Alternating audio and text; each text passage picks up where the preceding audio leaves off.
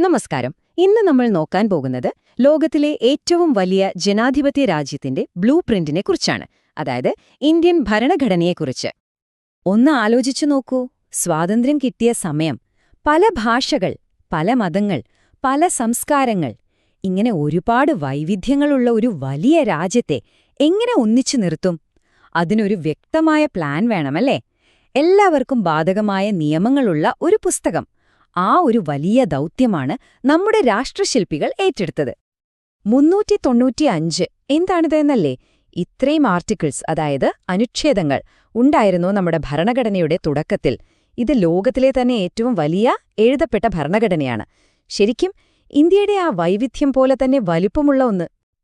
നമ്മളൊരു വീട് വെക്കുമ്പോൾ അതിനൊരു പ്ലാൻ ഉണ്ടാക്കുമല്ലോ, അതുപോലെ ഒരു രാജ്യത്തിന്റെ പ്ലാനാണ് ഭരണഘടന.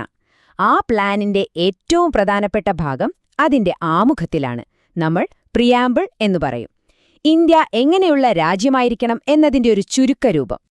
ഈ 5 വാക്കുകളാണ് ഇന്ത്യൻ ഭരണഘടനയുടെ ആത്മാവ്. പരമാധികാരം എന്ന് പറഞ്ഞാൽ നമ്മുടെ കാര്യങ്ങൾ നമ്മൾ തന്നെ തീരുമാനിക്കും, പുറത്തുനിന്ന് ആരും ഇടപെടേണ്ട. സോഷ്യലിസ്റ്റ്, അതായത് എല്ലാവർക്കും തുല്യത ഉറപ്പാക്കുക. മതേതരം എന്നുവെച്ചാൽ സർക്കാർ എല്ലാ മതങ്ങളെയും ഒരുപോലെ കാണുന്നു. ജനാധിപത്യം മനെ നമ്മുടെ ഭരണാധികാരികളെ നമ്മൾ തന്നെ തിരഞ്ഞെടുക്കുന്നു. അവസാനം റിപ്പബ്ലിക്, അതായത് നമ്മുടെ രാഷ്ട്രതലവൻ തിരഞ്ഞെടുക്കപ്പെട്ട വ്യക്തിയായിരിക്കും, ഒരു രാജാവായിരിക്കില്ല. ഇനി ഈ പ്ലാൻ ഉണ്ടാക്കാനുള്ള ആശയങ്ങൾ എവിടെ നിന്നാണ് കിട്ടിയത്? നമ്മുടെ ഭരണഘടനാ ശില്പികൾ ലോകത്തിലെ പല രാജ്യങ്ങളിലെയും ഭരണഘടനകൾ പഠിച്ചു. എന്നിട്ട് അതിൽ നിന്ന് ഏറ്റവും നല്ല ആശയങ്ങൾ എടുത്തു. പക്ഷേ വെറുതെ കോപ്പിയടിക്കുകയല്ല ചെയ്തത്. പകരം ആ ആശയങ്ങളെ നമ്മുടെ നാടിന്റെ സാഹചര്യങ്ങൾക്ക് ചേരുന്ന രീതിയിൽ മാറ്റിയെടുത്തു.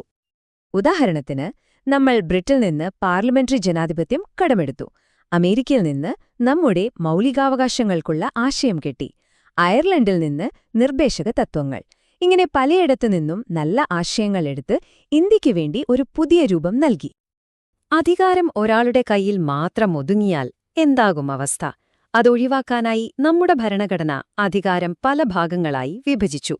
നിയമമുണ്ടാക്കാൻ ലെജിസ്ലേച്ചർ, അത് നടപ്പാക്കാൻ എക്സിക്യൂട്ടീവ്, പിന്നെ നിയമം ശരിയാണോ എന്ന് പരിശോധിക്കാൻ ജുഡീഷ്യറി. ഇങ്ങനെ ഒരു ബാലൻസ് ഉണ്ടാക്കി. നമ്മുടെ രാജ്യം ഒരു യൂണിയൻ ഓഫ് സ്റ്റേറ്റ്സ് ആണ്, അതായത് സംസ്ഥാനങ്ങൾക്ക് അവരുടേതായ അധികാരങ്ങളുണ്ട്. പക്ഷേ രാജ്യത്തിന്റെ സുരക്ഷയെ ബാധിക്കുന്നൊരു പ്രശ്നം വന്നാൽ, ഒരു യുദ്ധം പോലുള്ള സാഹചര്യത്തിൽ എല്ലാ അധികാരവും കേന്ദ്ര സർക്കാരിന്റെ കയ്യിലെത്തും. രാജ്യത്തിന്റെ ഐക്യം ഉറപ്പാക്കാനാണിത്. ലളിതമായി പറഞ്ഞാൽ രാഷ്ട്രപതിയാണ് രാജ്യത്തിന്റെ തലവൻ. എന്നാൽ യഥാർത്ഥ ഭരണപരമായ തീരുമാനങ്ങളെടുക്കുന്നത് ജനങ്ങൾ തിരഞ്ഞെടുത്ത പ്രധാനമന്ത്രിയും മന്ത്രിസഭയുമാണ്. അതുകൊണ്ട് തന്നെ സർക്കാർ എപ്പോഴും ജനങ്ങളോട് ഉത്തരം പറയാൻ ബാധ്യസ്ഥരാണ്. ഈ ഭരണഘടനയുടെ കാവൽക്കാരാണ് നമ്മുടെ കോടതികൾ, ഒരു കളിയിലെ റെഫറിയെപ്പോലെ. നിയമം എല്ലാവർക്കും ഒരുപോലെയാണെന്ന് ഉറപ്പാക്കുന്നത് അവരാണ്. ഭരണകൂടം തെറ്റ് ചെയ്താലും ചോദ്യം ചെയ്യാൻ നീതിന്യായ വ്യവസ്ഥയ്ക്ക് അധികാരമുണ്ട്. ആരും നിയമത്തിനു മുകളിലല്ലെന്ന് ചുരുക്കം. ഇത്രയും നേരം നമ്മൾ രാജ്യത്തിന്റെ ഘടനയെക്കുറിച്ചാണ് സംസാരിച്ചത്. ഇനി നമുക്ക് നമ്മുടെ കാര്യത്തിലേക്ക് വരാം. ഒരു ഇന്ത്യൻ പൗരൻ എന്ന നിലയിൽ നമ്മുടെ അവകാശങ്ങളും കടമകളും എന്തൊക്കെയാണ്? ഇവയൊന്നും വെറും വാക്കുകളല്ല, നമ്മുടെ ജനാധിപത്യത്തിന്റെ അടിത്തറയാണ് ഈ അവകാശങ്ങൾ. സമത്വം, സ്വാതന്ത്ര്യം, ഇതൊക്കെ നമുക്ക് ഭരണഘടന ഉറപ്പു നൽകുന്ന കാര്യങ്ങളാണ്. ഈ അവകാശങ്ങൾ ആരെങ്കിലും ലംഘിച്ചാൽ, അത് സർക്കാരായാൽ പോലും നമുക്ക് കോടതിയെ സമീപിക്കാം. അതാണിതിലെ ഏറ്റവും വലിയ ശക്തി. ഒരു നാണയത്തിന് 2 വശങ്ങളുള്ള പോലെയാണ് അവകാശങ്ങളും കടമകളും. രാജ്യം നമുക്ക് ഇത്രയധികം അവകാശങ്ങൾ തരുമ്പോൾ തിരിച്ച് രാജ്യത്തോട് നമുക്കും ചില ഉത്തരവാദിത്തങ്ങളുണ്ട്. നമ്മുടെ ദേശീയ ചിഹ്നങ്ങളെ ബഹുമാനിക്കുക, പരിസ്ഥിതിയെ സംരക്ഷിക്കുക, നിയമങ്ങൾ അനുസരിക്കുക, ഇതൊക്കെ നമ്മുടെ കടമകളാണ്. നിങ്ങളുടെ കയ്യിലെ ഏറ്റവും വലിയ ശക്തി നിങ്ങളുടെ വോട്ട്. പണക്കാരനെന്നോ പാവപ്പെട്ടവനെന്നോ ജാതി മത ലിംഗവ്യത്യാസമോ ഇല്ലാതെ 18 വയസ്സ് കഴിഞ്ഞ എല്ലാ ഇന്ത്യൻ പൗരനും ഒരേ വോട്ട്. അതാണ് യഥാർത്ഥ ജനാധിപത്യത്തിന്റെ സൗന്ദര്യം. 70 വർഷം മുൻപെഴുതിയൊരു പുസ്തകം ഇന്നത്തെ കാലത്തിന് എങ്ങനെ ചേരും? നല്ല ചോദ്യമാണ്. കാരണം നമ്മുടെ ഭരണഘടന ഒരു കല്ലിൽ കൊത്തിവെച്ച നിയമസംഹിതയല്ല. അത് കാലത്തിനനുസരിച്ച് സ്വയം മാറാനും വളരാനും കഴിവുള്ള ഒന്നാണ്, ഒരു ജീവനുള്ള രേഖ. നമ്മുടെ ഭരണഘടനയെ ഒരു വലിയ ആൽമരം പോലെ സങ്കൽപ്പിക്കാം.